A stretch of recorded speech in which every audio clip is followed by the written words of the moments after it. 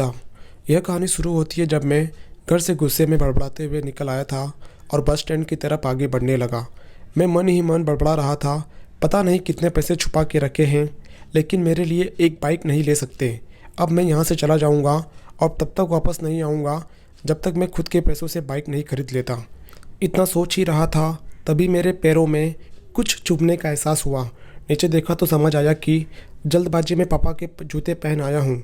उन जूतों में कील उभरी हुई थी जो मेरे पैरों में बार बार घाव किए जा रही थी, लेकिन उस समय गुस्सा अधिक था तो मैं बड़बड़ाते हुए आगे बढ़ गया।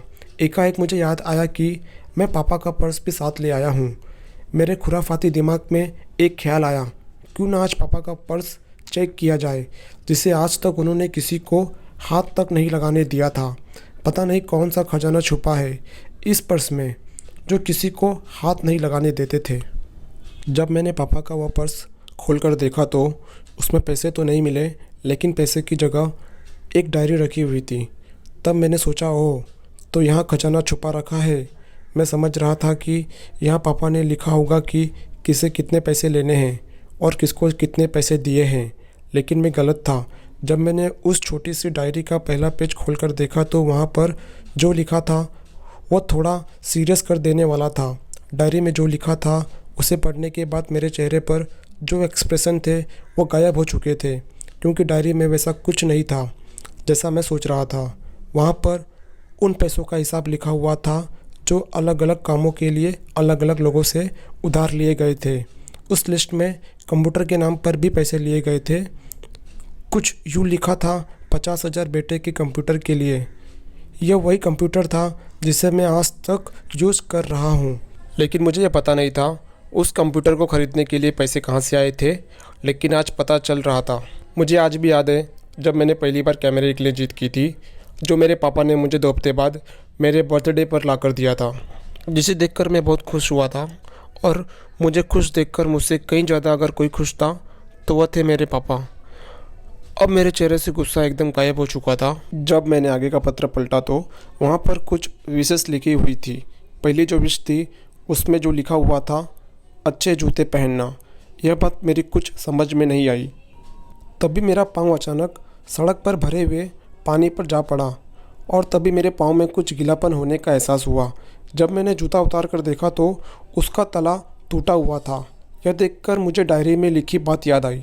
तभी मुझे माँ बाप की कही बात भी याद आ रही थी कि कैसे माँ जब कहा करती थी पापा से, अब तो जूते पुराने हो गए, नए ले लीजिए, तो पापा अक्सर यह कहकर टाल दिया करते थे, जूते अभी और चलेंगे, अभी कुछ दिन पहले तो लिए थे।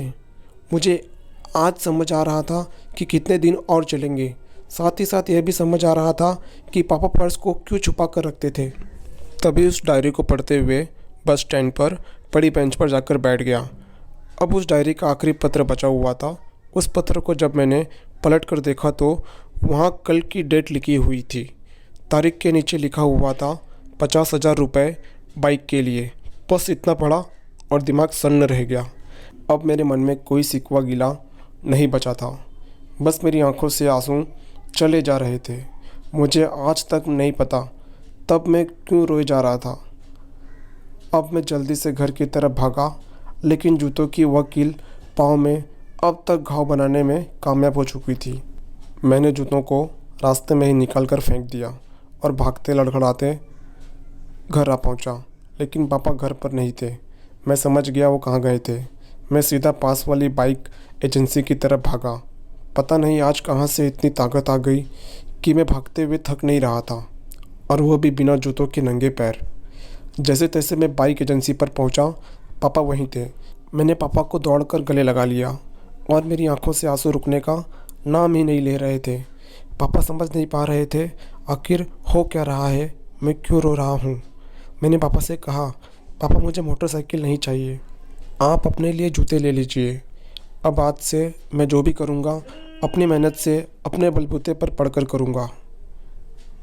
तो दोस्तों, बस इतनी सी थी ये कहानी। आई होप आपको ये कहानी पसंद आई होगी। अंत में एक शायरी के साथ आपसे विदा लूँगा कि अर्ज किया है, मुश्किल राहों में भी बिल्कुल आसान सा सफ़र लगता है, ये कुछ और नहीं बस मेरे पिता की दुआओं का असर लगता है। तो गाइस, अगर आप भी आपके पिताजी से बहुत प्यार करते हैं तो गाइस वीडियो को लाइक कीजिए, एम करते हैं मात्र 100 लाइक्स के लिए गाइस। और अगर आपने चैनल को अभी तक सब्सक्राइब नहीं किया है तो चैनल को सब्सक्राइब कर लीजिए।